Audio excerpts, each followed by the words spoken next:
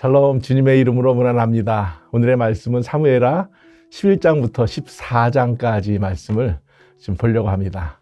장별로 좀 보면요. 먼저 11장은 다윗과 우리아의 아내 밧세바 사건, 아주 우리가 알고 있는 유명한 사건 나옵니다. 12장에는 선지자 나단이 책망을 하죠. 그 사건에 대해서 잘못된 것을 지적합니다. 13장에는 다윗의 자녀 암논이라고 있거든요. 또 다말이라고 있는데 배가 다른 이복 동생인데 여기서 아주 그 강간의 사건, 굉장히 수치스러운 잘못된 사건이 또 나오게 돼 있고요. 14장에는 이것에 분개한 압살롬이 죽이게 되고 또 도망가게 되고 다시 귀환하는 장면이 연결이 됩니다. 오늘의 말씀을 좀 몇 구절 좀 살펴볼까 합니다. 먼저 11장 2절 말씀 한번 보겠습니다. 저녁 때 다윗이 그의 침상에서 일어나 왕궁 옥상에서 거닐다가 그곳에서 보니 한 여인이 목욕을 하는데 심히 아름다워 보이는지라. 다윗의 그 잘못된 그 단추가 여기서 시작이 되죠.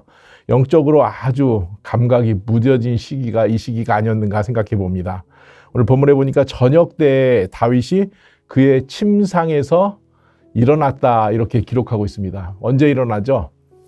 아침 일찍 일어나죠, 보통 사람들은. 그런데 왕이 돼서 느슨해져서 아마 늦잠을 잤는지 다시 아주 늦게 일어난, 낮잠을 잤는지 늦잠을 잤는지 저녁에 일어났다 이렇게 표현해 놓고 있습니다. 10년 동안 광야 생활에서 볼 수 없었던 다윗의 모습이 오늘 본문에 보이게 됩니다. 나태하고 느슨한 삶의 모습이 하나님과의 관계보다는 세상에 취해서, 왕에 취해서 살지 않았는가 이렇게 추측해 봅니다. 10계명 7계명이 있죠. 우리 돌판에 모세가 받았던 그 10계명, 7번째 계명이 뭡니까? 출애굽기 20장에 말씀해 보니까 간음하지 말라. 근데 이 죄를 범하게 됩니다. 관계 실패죠. 하나님과의 관계뿐만 아니라 인간의 관계 가운데서도 그런 실패하게 합니다. 자기의 충성스러운 부하 우리아의 아내였는데 그 아내를 범하게 됩니다. 고린도전서 6장 18절에 보니까 음행을 피하라. 사람이 범죄하는 죄마다 몸 밖에 있거니와 음행하는 자는 자기 몸에 죄를 범하느니라. 음행은 피해야 됩니다. 그런데 그런 음행을 쫓았죠. 측근 외에는 아무도 모르게 일어난 이 간음의 사건. 그런데 문제가 생겼어요. 이 여인이 임신을 하게 됩니다. 밧세바가 임신을 하게 되니까 이 죄를 덮기 위해서 다윗이 그의 전쟁터에 나가 있는 우리아를 불러들입니다.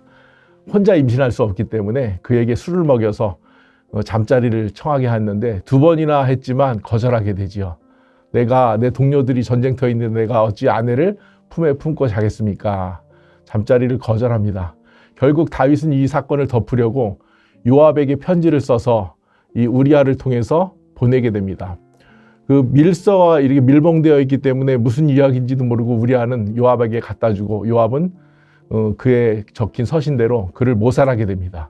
결국 살인하게 되지요. 아무도 몰랐습니다. 그런데 하나님은 아셨죠. 나단이 12장에 보니까 선지자 나단이 이를 책망하게 됩니다.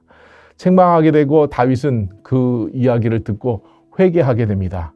밧세바의 첫 번째 아이, 임신한 아이는요 죽게 되고 다시 임신하게 되어서 하나님께서는 솔로몬을 다윗의 아들로 주게 됩니다.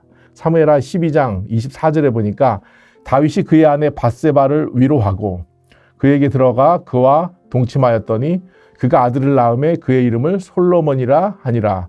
여호와께서 그를 사랑하사 이렇게 써 있습니다. 죄에 넘어진 다윗과 밧세바에게 하나님께서는 회개를 통해서 용서와 은혜로 그들을 붙들어 주셨습니다. 죄인을 용서하고 위로하신 하나님. 저는 이 사건을 보면서 하나님의 앞에 죄를 지었고 그들이 정말 아주 돌이킬 수 없는 큰 범죄를 저질렀음에도 불구하고 하나님은 다윗을 사랑하셨고 밧세바를 사랑하셔서 용서하셨던 사건입니다.